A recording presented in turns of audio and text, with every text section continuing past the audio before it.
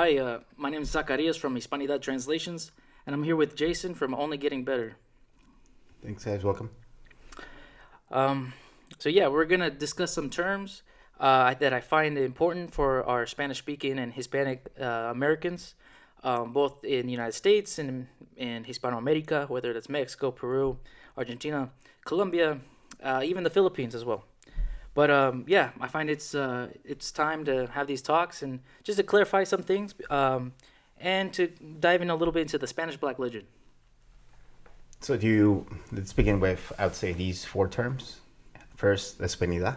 How would you define that? So, La Hispanidad is, for me, I think of it as Hispanic heritage or Hispanic legacy. People oftentimes get confused. They hear the word Hispanic, they hear the word Hispanidad, or anything that sounds like Spain, and they assume Spain. They think Spanish nationalism. They think Spaniards, which is not necessarily the case.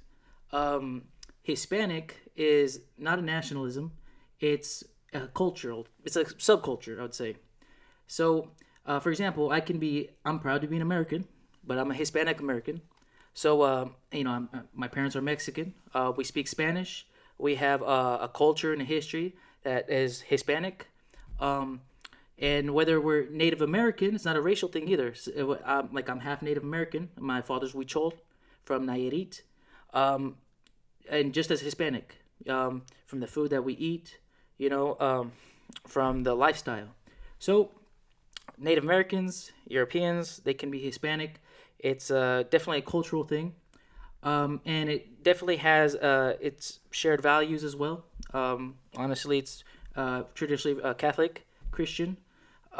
So yes, I think those are some of the more key components of what it means to discuss Hispanidad, Hispanic heritage for me. Okay, and then how about Latin? Latin is what we confuse oftentimes. I would say Iberian for things. So when we talk about Latinos, you hear it a lot in the media. It's popular. Like, I'm Latino. Don't call me Hispanic. Don't call me Mexican. I'm Latino. Don't call me Spanish. But Latino is not really a correct term. It's too ambiguous, meaning it's too broad. It incorporates too much. Because to be Latin would have to be somewhere in Rome, right? In where they spoke Latin, the actual language Latin comes from. So it's just not a correct term, right? Iberian would be a more appropriate term, especially when you say Iberian American to refer to Brazilians as well, because Iberian Peninsula is what we're discussing here. And so it's basically the Americas that have been influenced by Iberians. And so it's basically a mixture of Americans, indigenous, and Iberians, whether that's Spanish or Portuguese, right? Latin is, if you talk about Latino, right, how you start to it gets a little more confusing, because then you start to think, wait, what Spanish is not Latin? What Portuguese is not Latin? What even English has Latin in it? What is Latin Spanish? What is Spanish from Spain? Is that what, Germanic Spanish? Is that Slavic Spanish? Is that Arabic Spanish? It doesn't make any sense. So everything definitely has a lot of Latin in it already. But anyways, I think that's important to mention. Okay, and then the last term, one term that's gets a lot of beef, is colonizer. How would you define that? A colonizer. Yes. So we hear colonization a lot, right? It's a very demonized term. I've heard individuals on social media talk about how violent colonization, machista colonization, has made us this way, that way, and this way, right? But I think it gets confused a lot, because we have a history of conquest, and we assume everything was slaves and gold, right? So I think it's important to understand that there are two types of settling, So I think what we have now, everything is the product of some type of colonization, right? Some kind of settling, right? Where we had to get our water from irrigation canals, where we've learned to animal husbandry to get our food, from the types of houses we live in, So this is the product of hundreds and hundreds of years of conquest and settling. And unfortunately for some people, they find the word colonizing or colonization or coloner as like some demonic term, right? But I think it goes into two different types of I would say settling, right? people coming in, migration, right? Because it is like a migration when you have people coming in from another place and they're going somewhere else and they're setting up and they're bringing about their ways of being, right? Their lifestyles and their values. We have, as Gustavo Bueno has said, we have the predatory empire and a generative empire. And so what we Hispanistas, what we refer to as a predatory empire, would be the colonization that we do see, and we simply call colonization from the British, where they set up colonies so they can extract raw materials, whether it be taxes or just materials for whatever reason, and they're bringing it back to the metropolis, into their capitals, where the generative empire is a little bit different. And that's what as Gustavo Bueno has stated, is basically a copy of the original, right? And so basically what happened here is that they established viceroyalties in the Americas, the Spanish Empire did, where it became other provinces of Spain. So, and just like in Italy, for example, the Spanish Empire also conquered the southern part of Italy, Sicily as well, and there was a viceroyalty of Naples. Well, we have a viceroy, and with their own viceroy, meaning the representative of the king. They had a viceroyalty of New Spain, right? Not a lesser Spain, not an inferior Spain, a new Spain. It was the same Spain, just broadened, right? And so that's why they built the cathedrals. That's why they built the hospitals, right, for the indigenous people at that. That's why they built universities, right? The first universities in the Americas. So that is what we recognize as, we don't say colonizing, we say these settlements, and eventually became these viceroyalties, like these big cities. Okay. And I guess one quick topic, since we're talking about history, is how do you see presentism influencing? Presentism. So we see a lot of presentism in how we review history, and sometimes it comes out like on accident. But basically, it's the prejudice of seeing history, reviewing history with our own eyes, right? With the way that we want to judge things, we see history in that manner. And that's not how historians are supposed to review history, right? So sometimes we'll get some very strongly opinionated people who review history and they see something, and it's completely taken out of context, and they get very angry about it, and they want to judge it according to what we have going on today, our current values, or at least their own values sometimes. So what we have to do is we have to see history within its own context. We have to avoid presentism, which is a type of bias, and we have to go in and we understand what exactly happened and why, and what were all these causes and factors leading up to it. And I think as we go into this discussion about La Hispanidad, Hispanic heritage, it's important to talk about these things, right? To debunk some of these myths. Myths like I think a big one would be like the Spanish Black Legend. But yeah. Did you want to ask me about that part? Yeah, so, let's go ahead and just cover some of those myths. Yeah. Okay, so this is very important. So many people don't know about the Spanish Black Legend. I think people can kind of sense it. Some people even favor it, right? But the Spanish Black Legend are historical distortions of the past of Hispanics. So Hispanic history has been very, very much distorted when the Spanish Empire was ruling the world. It was sovereignty is one of the biggest the world has ever seen. Going all the way through Germany right before the Reformation, all the way to the Philippines, where they commercialed with China eventually, and then to South America, North America. So yes, the Spanish Black Legend. What you have here is you have it has its roots, they say, starting with Italy. The Spanish Black Legend that starts kind of amongst Italians. Obviously, it's not as prevalent, and it's just the bud of it all. But what you have here is that when the Spanish Empire begins to conquer in Italy, you have certain Italians, especially with their pride, their history of being Roman, right? They see the Spanish as almost a threat to their pride, or to their own I don't know, their own status maybe. Mm-hmm. But or whether something was going on or not, like whether there was individual grievances within their society at the time. They were some of the first people to start this, what would be propaganda, and there'd be certain types of propaganda. So not all Italians felt this way, but it was pretty. It did exist, and this is kind of the bud of the very beginning of the Spanish Black Legend, and it didn't get too far. And It got really strong during the Protestant Reformation, and it took a different pace because what you have here is you have a lot of these wars breaking out in Protestant Europe with Catholics.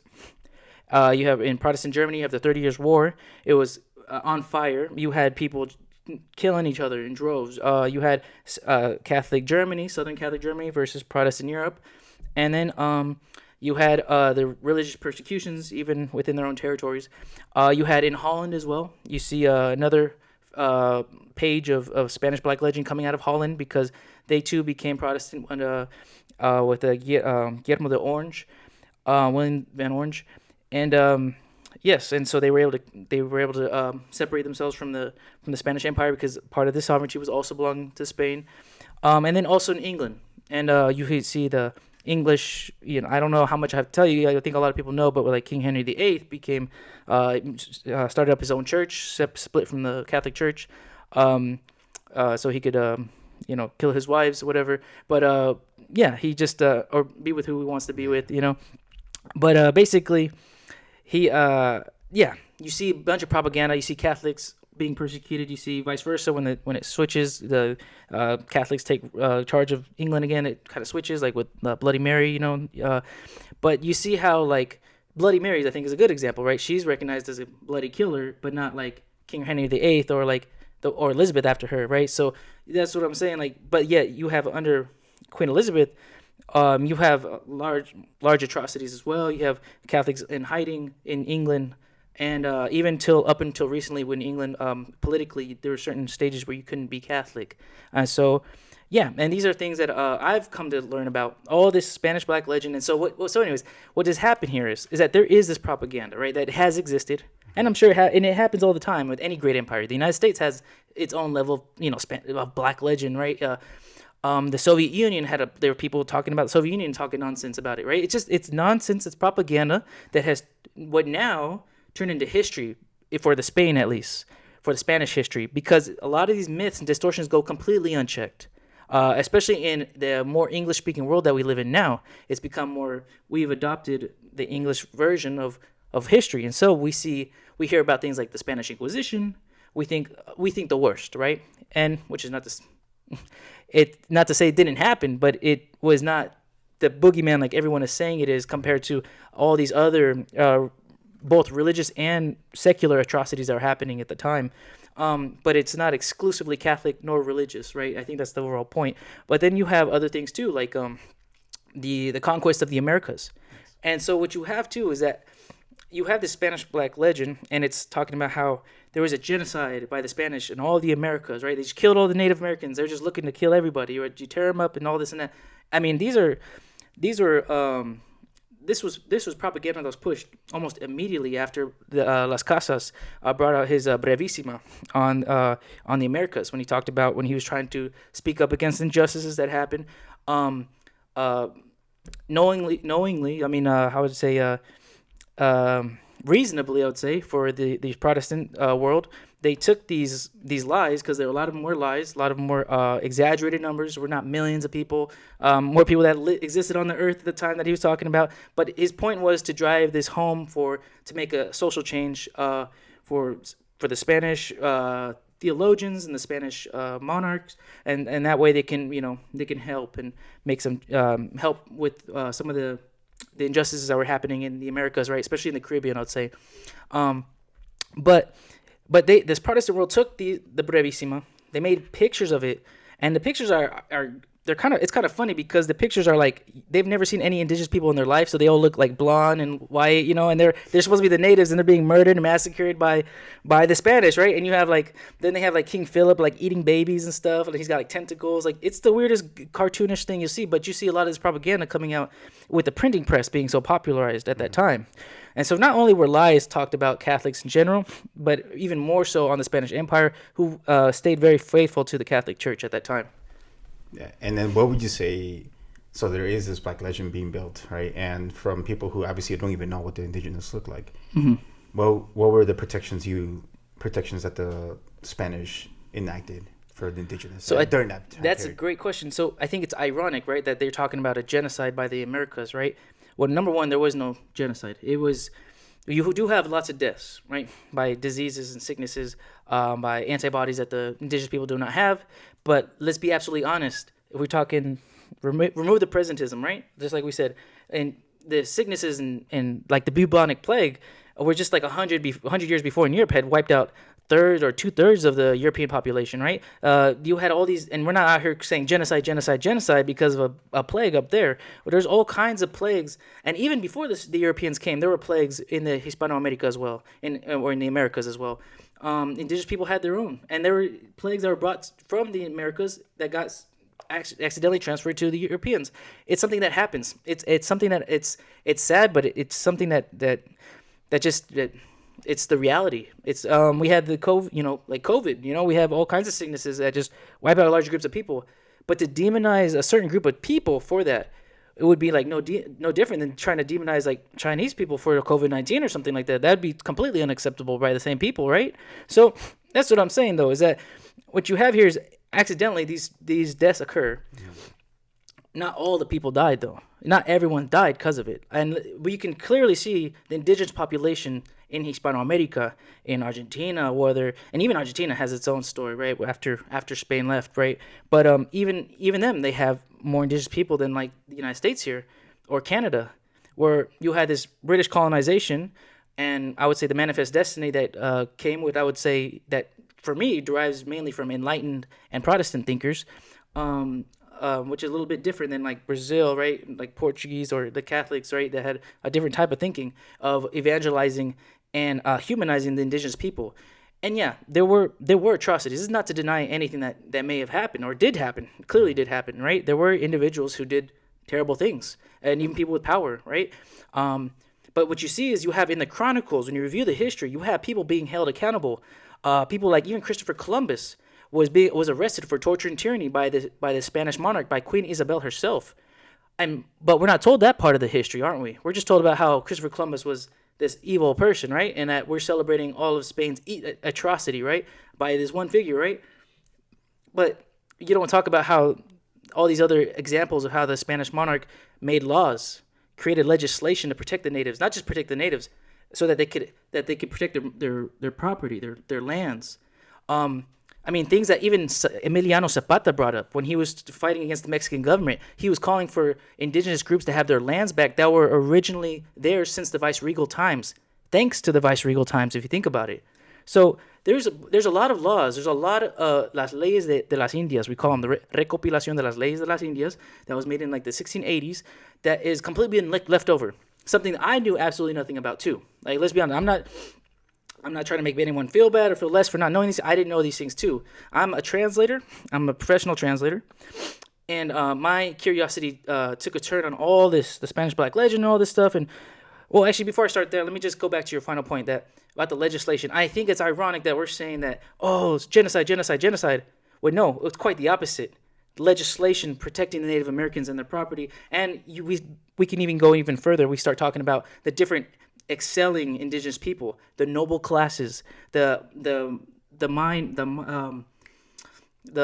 indigenous elites who were able to keep mines and actually have their own mines. Within the Spanish Empire, the large majority of the groups of people were indigenous and became mestizos, and that's what many of us are. Mestizos, were mixed blood, right? So yes, and we're talking about genocide and all. It just doesn't add up. Maybe to add a quick one. How about interrelational?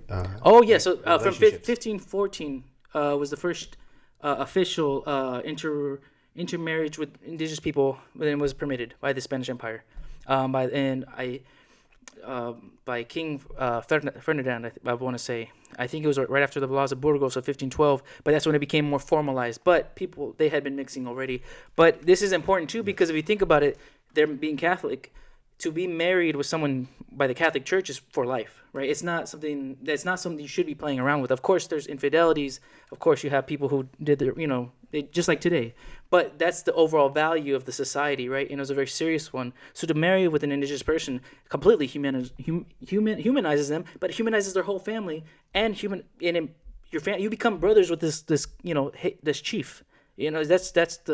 That was kind of the ultimate goal. Yes, and I mean, I was quick to make that point because marriage is, like you said, it seemed very different within the Catholic context. It's very serious. So the bond there is pretty much forever. Yeah. You know, To your death. and so like you're really bringing in the indigenous culture into your own life. Into sacraments, the baptism. I mean, why are you baptizing? Why are you looking to evangelize and baptize people who have no souls, right? That makes no sense. They're not human. Why are you even bothering, right? And that's exactly what they did. They evangelized. Not only did they evangelize, and it's funny because here we talk about an extermination. There's no extermination. What you have is maybe an acculturation. And so an acculturation meaning that you're kind of replacing their culture with yours a bit, right? But if you think about it though, like an acculturation where they had to learn how to discuss these topics, Mary, the Virgin Mary, Jesus, baptism, why this is important, to the indigenous people who had never had these kinds of beliefs before. And so in order to do so, they had to learn their languages. The Spanish Empire, even especially along with the Jesuits that came, they were required to learn these different types of languages that were so different all throughout the Americas. You had one language that would be like Chinese to English from the other indigenous language. You had so many different types in the Americas. So fortunately, the Spanish were able to grammatize their languages even before English was grammatized. Nahuatl it had a grammatical structure before English did, and before German, and Quechua as well. Nahuatl is the Mexica language. Quechua is the Peruvian language from the Incans. So why does this matter? Because this goes quite contrary to the extermination of culture and the extermination of people that we're being told all the time. It's completely fabricated. That's a really good point. Let's see. And how, I guess, moving on from, since we kind of understand that they're being protected by laws and they're being introduced into interrelationships, what is the relationship between the U.S. and the Spanish? And how different was the relationship between the British and the United States? So, I also want to, it's interesting. Like I had mentioned before, I feel like the colonization brought by the United States and by the British, I've told you before that it is different. There's the manifest destiny. You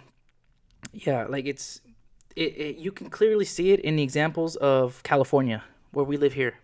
Being in California, and especially I think in the light of the Saint Junipero Serra statues being torn down throughout the state, and his good name being defamed all over the place by academics as well, even historians.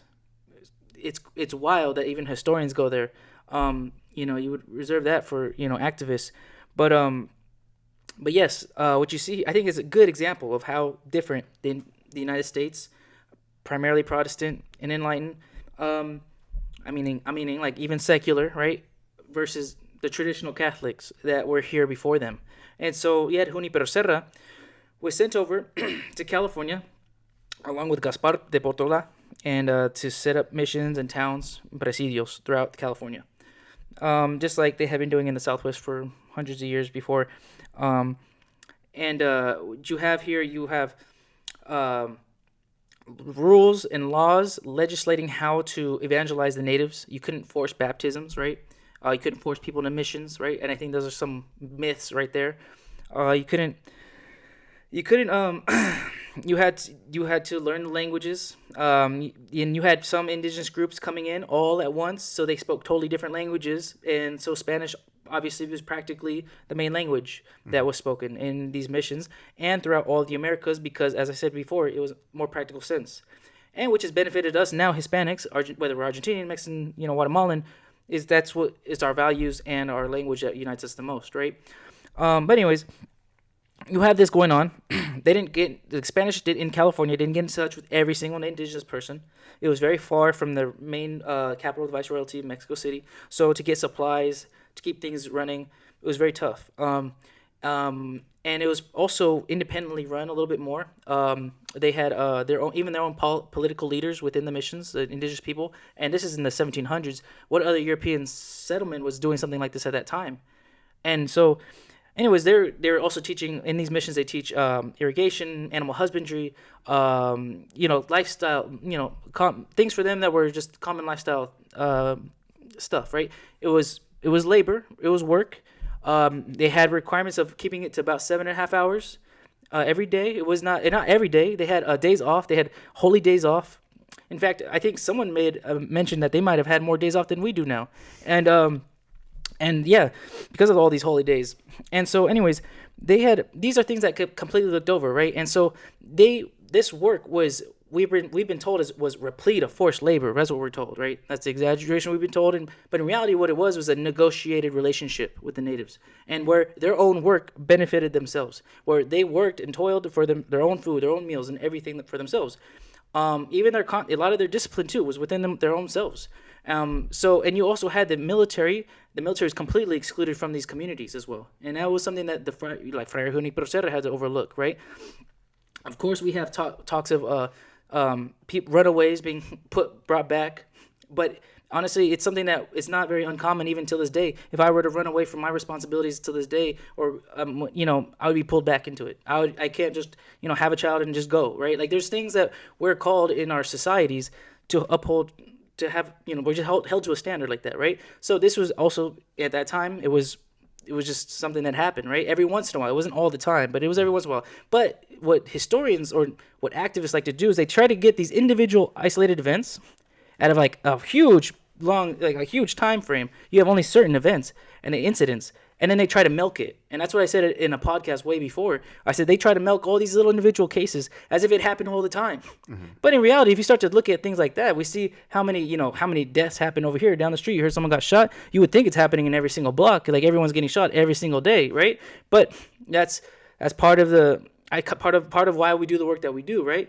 We discuss the numbers, we discuss what really happened, we discuss the legislation, we discuss the attitudes toward the indigenous, because you start to see especially from Juniper Serra, someone like that, who's been defamed so much, but he actually had a strong love for the indigenous people. But anyways, yeah, eating, yeah. Anyways, and I think something fun to mention is de pozole, right? Pozole is what we think of Mexican, right? Yeah. But no, it's been around even before Mexico was a country. That's crazy. So then, since we're talking about pozole, what are some cultural things we have adopted? Well, the food. I think the cattle, mm-hmm. That was brought over by the Spanish first. The horses, the pigs. A lot of what we eat, they're maybe typical Mexican dishes, right? Like we have our our tacos, right? Mm-hmm. But the first tacos were eaten with the indigenous and the Spanish, the conquistadores. Mm-hmm. They made the first tacos with meat, with the pork. And so there's a whole bunch of stuff that we eat that, they definitely have indigenous influences in it. And I'm proud to say that they do, right? But they also have these European influences, and we shouldn't demonize the one and over romanticize the other, right? Well, and that goes the other way too with our Spanish ancestry as well. I think it'd be ridiculous to over romanticize, the glory of the Spanish Empire and all this and that. No, there's incredible feats, but at the same time, no one is perfect, right? Mm-hmm. But I think what we have here is not just we just have so much simplification that nobody's even willing to dive into the history, and so it's been completely lost. Like why would I be the only one talking about this? Right? I would think we have to look at how many Hispanic Americans we have in this country, in the United States. You would think they'd be ready for this kind of talk, or they'd be ready for all this. But I think it's good that it starts somewhere, because, and I have a feeling maybe, and that part of some of the history that's been told to us, it's not by accident, right? That we're told to despreciar one side and not the other, right? That Spanish language that we have is a big strength. It's a unity of about 500 million people in the world. And in the United States, we have about 60 million people Spanish speaking. So out of 300 plus million. So, that's a pretty strong advantage. And I say all the time, it's not by accident that Hispanic America is divided into 21 different countries, or 20 different countries, but Canada and Brazil are not.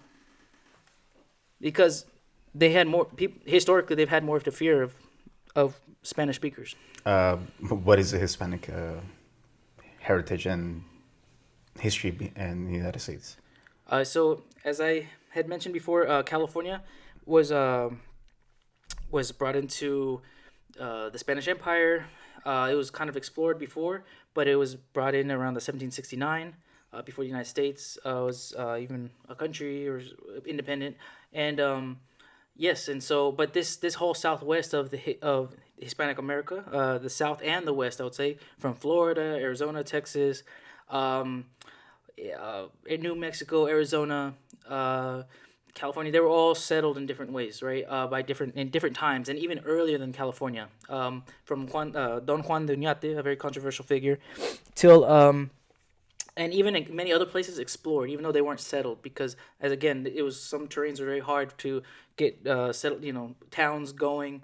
Um, and what people don't understand is the indigenous influence in these settlements. So what does that mean? Why is this important?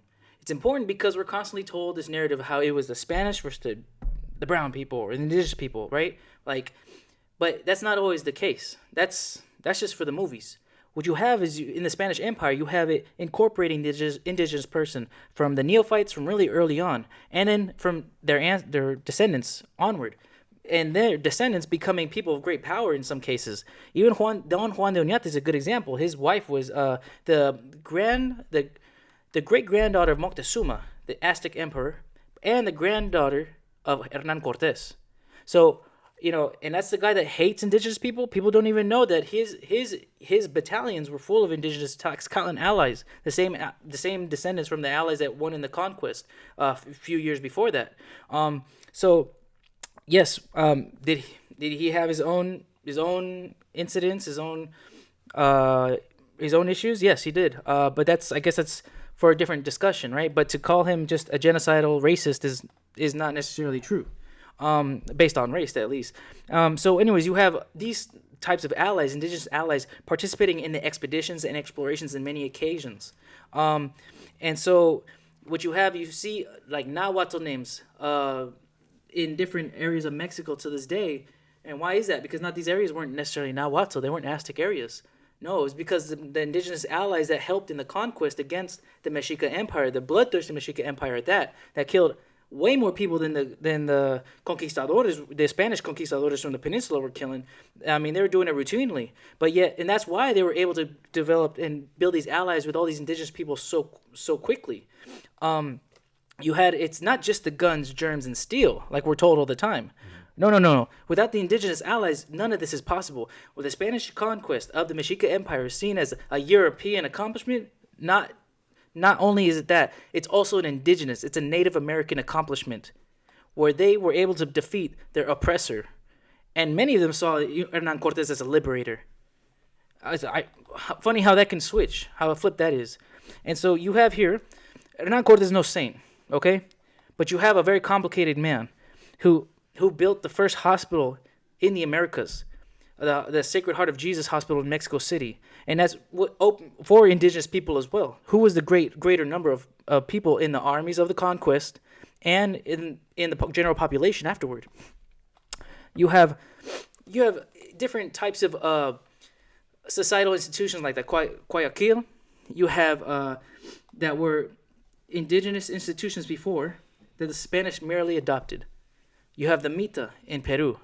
Again, a Quechua word. Another institution that the Spanish merely adopted as well. And why does this matter? It matters because it goes to show how the Spanish Empire and the conquistadores became a part of the society and vice versa. So anyways, when discussing the conquest, I think it's important to discuss also the other face of the conquest, which is the indigenous side of and they're basically giving them credit too, right, where credit's due. So very similar too is that in the Incan Empire, they weren't as bloodthirsty as Mesoamerica, or especially not the Mexica Empire, but they did have human sacrificing as well. But they had their own political instabilities. They had brothers that were fighting different factions. It's ironic. It's interesting because the conquest by Hernan Cortes was not sponsored by the crown. In fact, it was against the local governor of Cuba. He actually went to go arrest him, and Hernan Cortes actually took all his stuff and his soldiers, and he burned the ships. And then he said, we're either conquering or we're gonna die conquering. And so, yes, that's why it's kind of complicated to say the Spanish did this, Spanish did, like, yeah, there were Spaniards that did this, right? But a lot of these conquests and a lot of these explorations were on the private dime. It was individual expenses. But But Francisco Pizarro went to the Incan Empire, and he saw one side was fighting for another. I'm not gonna say he's a saint either, but he was ambitious. And what he did is that he sided with one side, and what happened was is that his side won. His side won. His side, they defeated the other side, and it's interesting because you start to talk about the how much participation the indigenous people had in the conquest of the Incan Empire. And the archaeologists now have found that these cadavers, the remains of the indigenous conquered people of the empire, that a lot of their injuries were by other indigenous people. Loads of them were by tools and weapons from the indigenous people.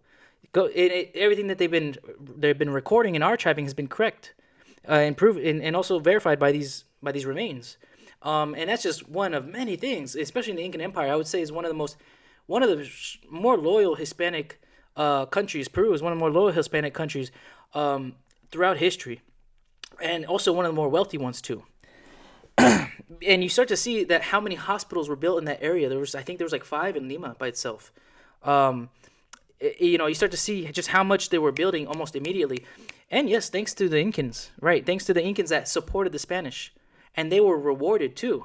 Their houses were recognized as noble houses, just like they had noble houses in Europe. They had noble houses in the Incan Empire. You had noble houses in the Mexica area. And they carried on that Inca name.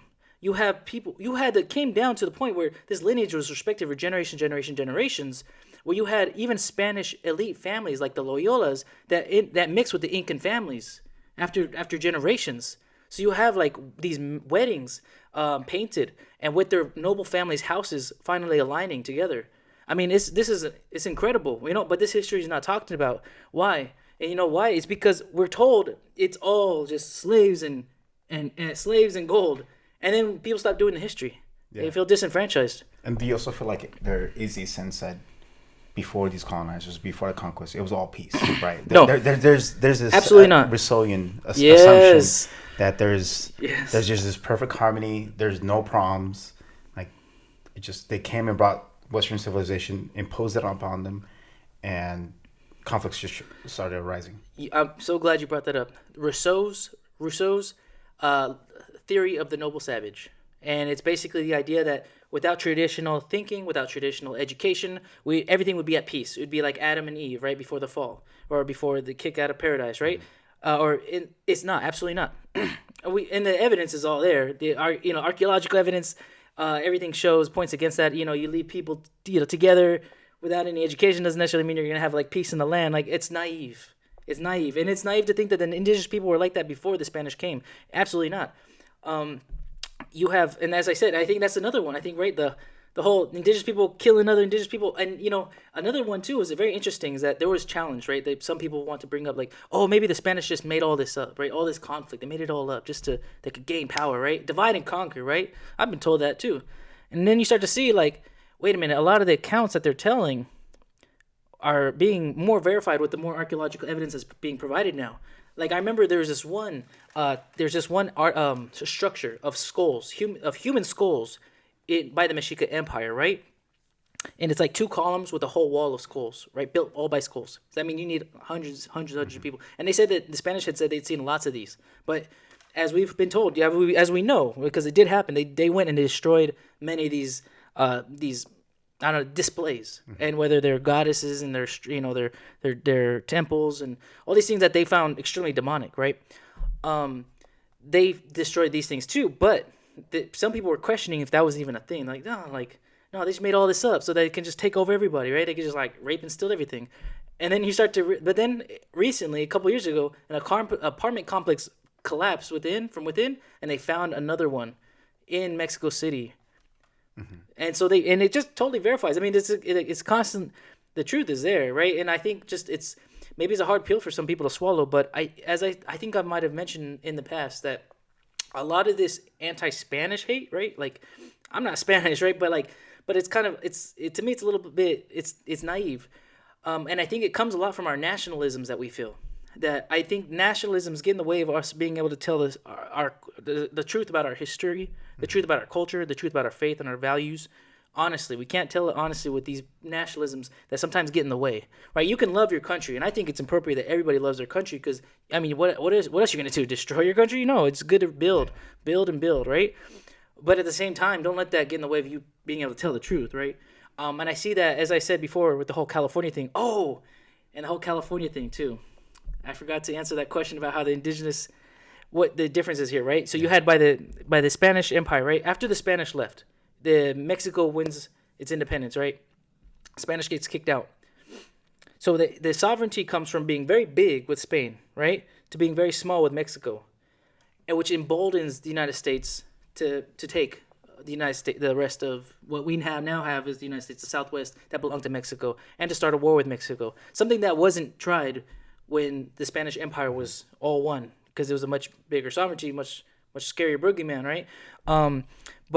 Yeah, Mexico gets its independence, and very shortly later, like maybe 30 years plus later, they lose their war against the United States of America, a war that the United States brought on to Mexico. And they ended up getting California and all the rest. And then from there, it gets worse for the Native Americans. And it's not just worse for the Native Americans in the United States, but also worse for the Native Americans in Mexico, worse for the Native Americans in Argentina. We can go into that a little bit more too. But in these different republics that come off the dismembered body of the Spanish Empire, the indigenous people are left without the same legislative protections. So they're more vulnerable to these new republics that take over. And the United States was the most vicious one. There is a genocide in California, and I not to like make English speakers feel bad, not to make them hate their country or anything like that, but it's the truth. It's the history here, and there was not just vigilante groups that rose from the newcomers of different types of English speakers from the East, but other people from around the world started to come, especially during the gold rush, and the population jumped extremely high. And they started to chase out the indigenous people in the areas where they were looking for mines. And as I said before, a lot of these indigenous people didn't even know the Spanish. They never even met the Europeans before. A lot of them in certain parts of California. But as it became incorporated into the United States, it became they were seen as very dangerous. Indigenous people were seen as dangerous, and that narrative that had been following indigenous people since, and something that we see in different parts of like Indiana and all throughout all the United States, the same pattern of fear and race wars occurred. And you had even the first governor of California talking about how there needs to be a race war, how the Indians will never be able to live with us white men, how it's either like us or them. And then you see the actual wars happening. And you see, like the federal government reimbursing the state of California for $1 million+, and at the time was a lot of money for weapons, guns, for militia services, all in these race wars. And these race wars took place in like everywhere throughout California.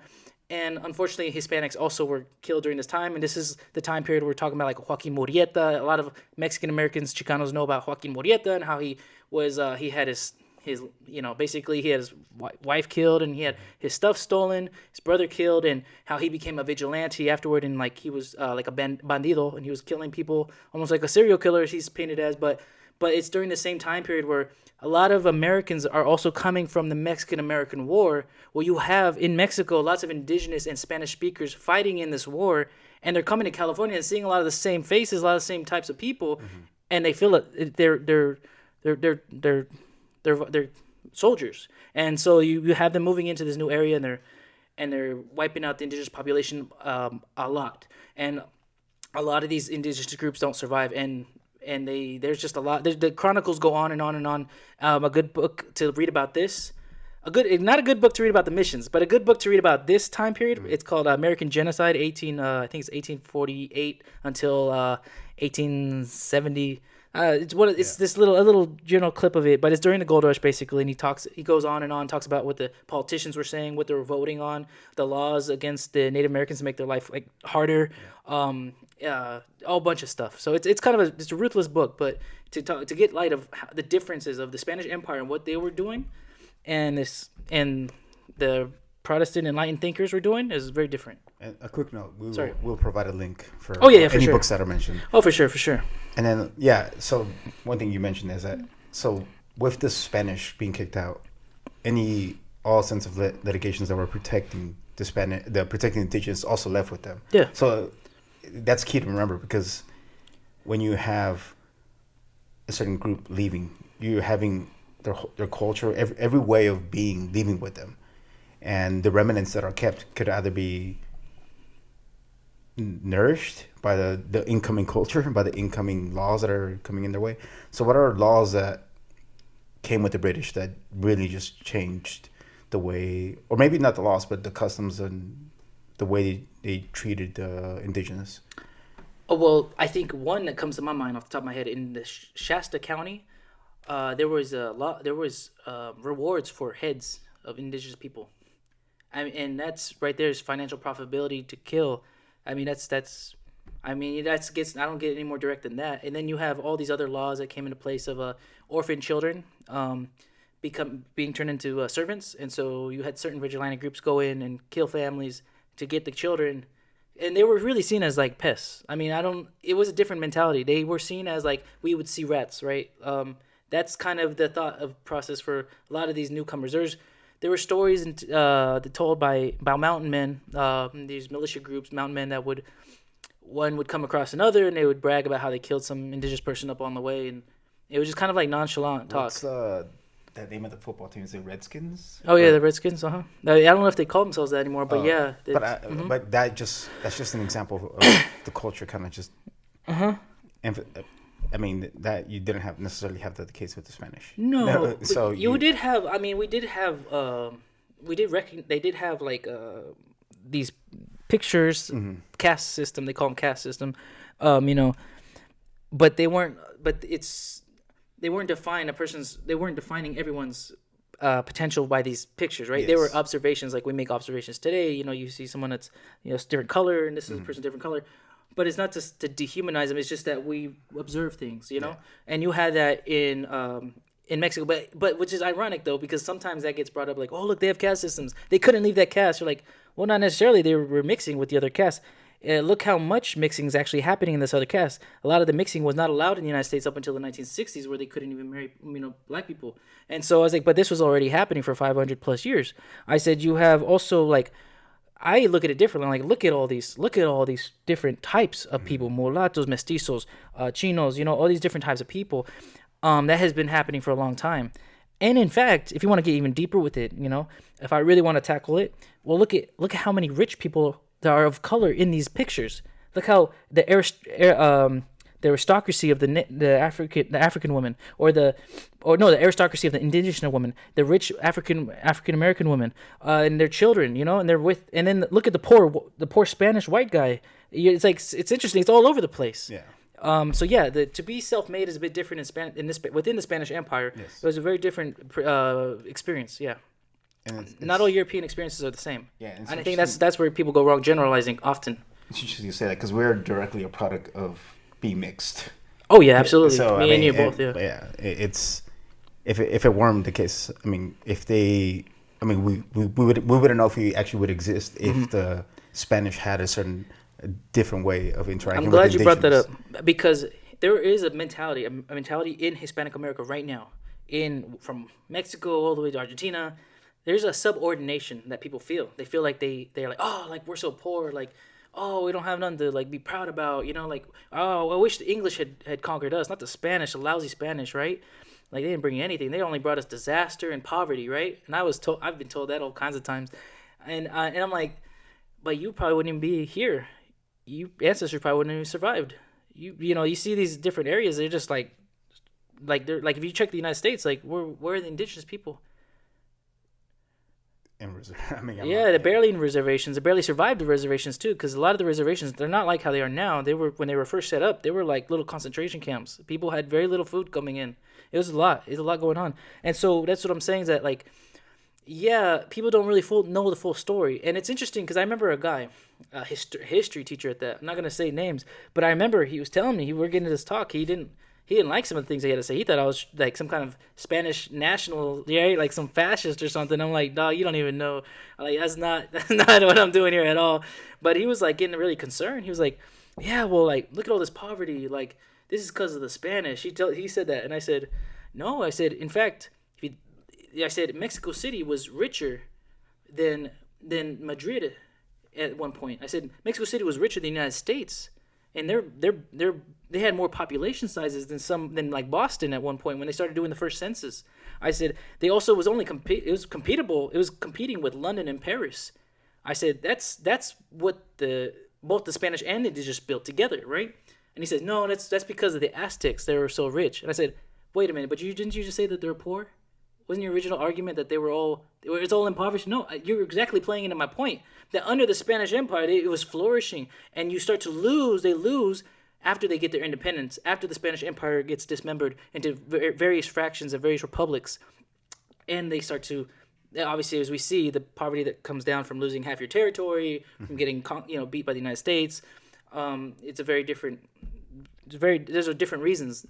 It's not the conquest that made them poor.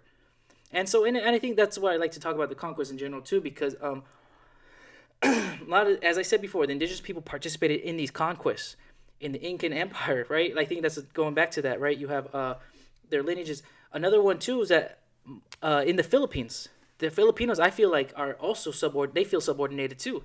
There's a lot of Filipinos that I've met that feel a certain type of way toward the Spanish Empire. It's very similar to how I've seen it in Mexico. I mean, they are so similar in so many ways.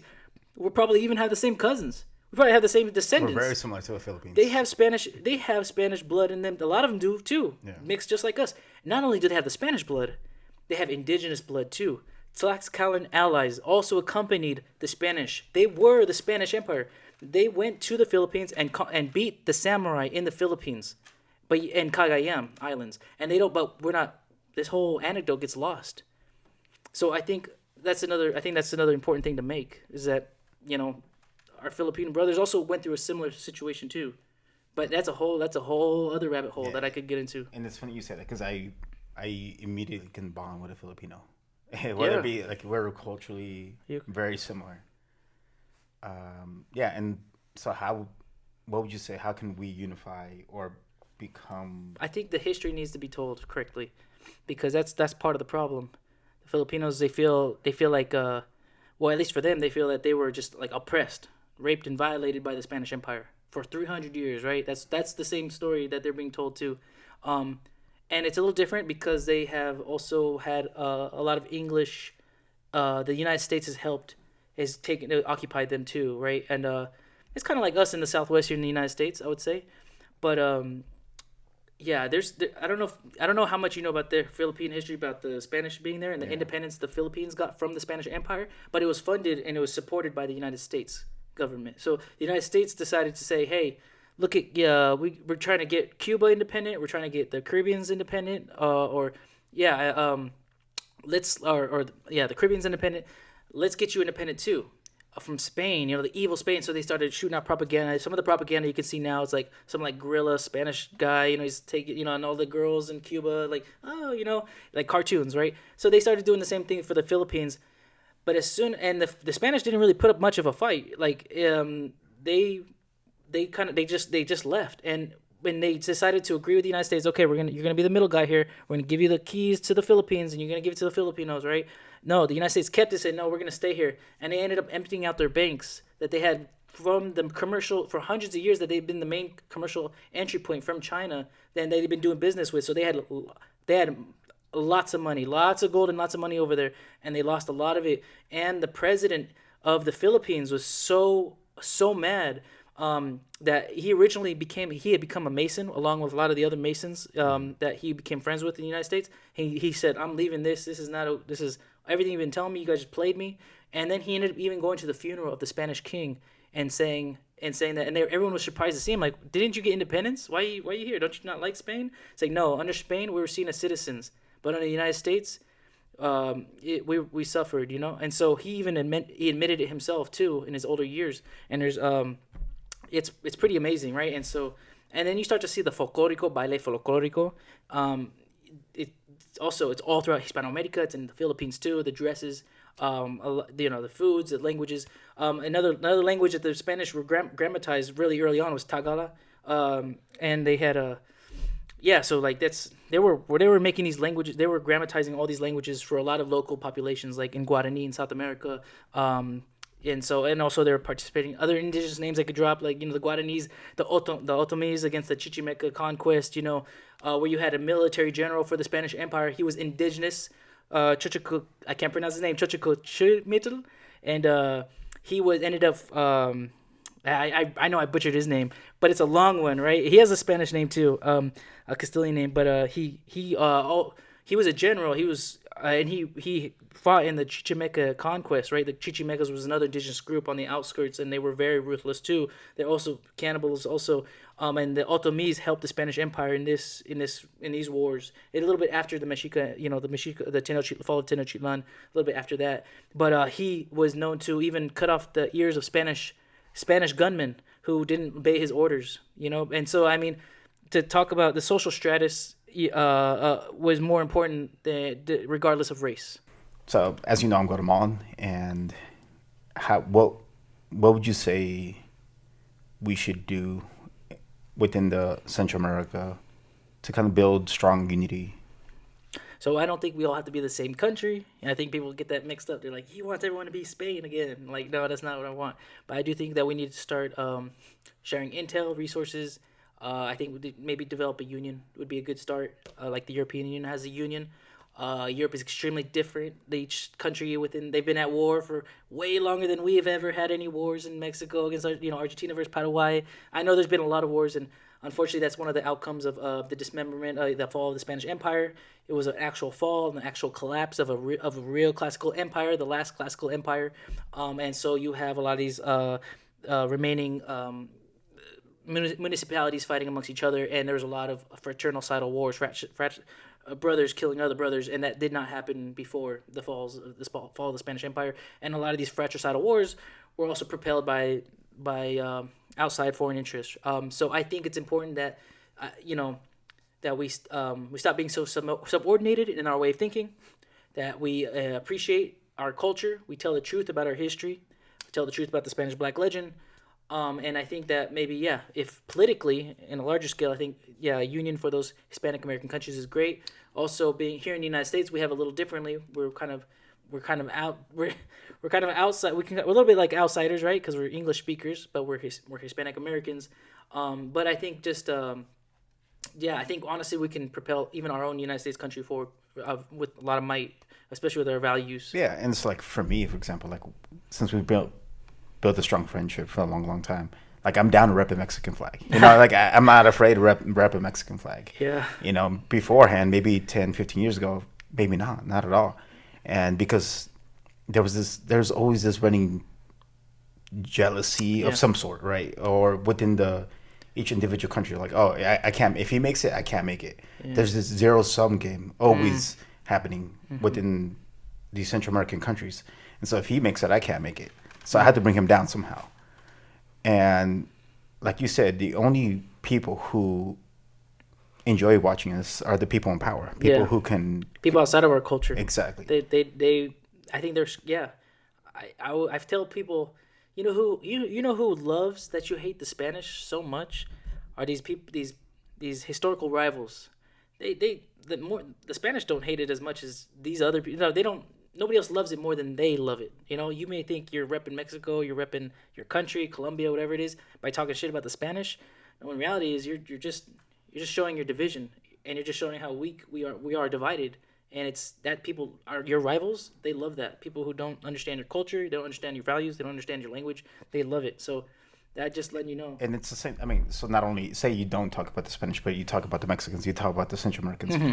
That's true too. In a sense, you're attacking your own identity. Absolutely. So if it's stereotypical, yeah. Absolutely, yeah, exactly. So if we could work, just building that sense of camaraderie among all the Hispanic, the kinship, then it will be different. Mm-hmm. Your success will be my success. Yeah, exactly. And that's like if the Central Americans in Salvador is improving, like I'm happy for them. If Nicaragua's improving, I'm down for it. Whatever it is, so kind of just being down to rep a different country and truly being optimistic about it. Yeah. Mm-hmm. So I think that's super necessary, and I'm seeing it among my friends. I mean, I know you'd be down to rep a Guatemalan flag. Oh yeah, for sure. I have a jersey. I'm not Guatemalan, but I love y'all. And I mean, I know you. Like, if I had one of my good friends who came over to my house, And there was a bunch of, like, we were all Guatemalans. He was the only Mexican, and he was pretty quiet that one time because Guatemala scored. And the first time we were winning, it just felt like a blessing, right? And so we had to cheer, and he stayed quiet. But then Mexico eventually won the game, and that's why I'm cheering on the side, super quiet. And so, but it just, actually building those friendships and willing to have those conversations, whether it be the political conversations that these powerful, strong people need to have in their independent countries. They need to be able to talk to each other about these topics without feeling the need that they're somehow giving in. Yeah. And it'd be the same way. Like, for example, when I played for a Mexican team in the adult league, people are like, "Oh, you're kind of like selling yourself." They saw me with the Mexican jerseys, like, "Oh, this guy's fake, bro." And I was like, "Really? No." I was like, "Some of these fools they treat me better than you."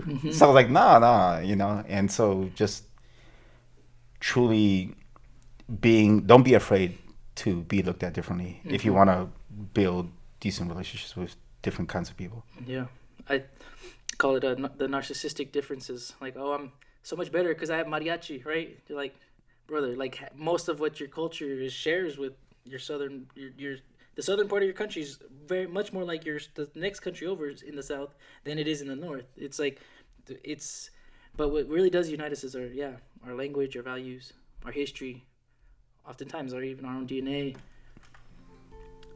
Yeah, and then what would be, like, if you had 3 important things that you would want the audience to remember, what would those be? What I would say that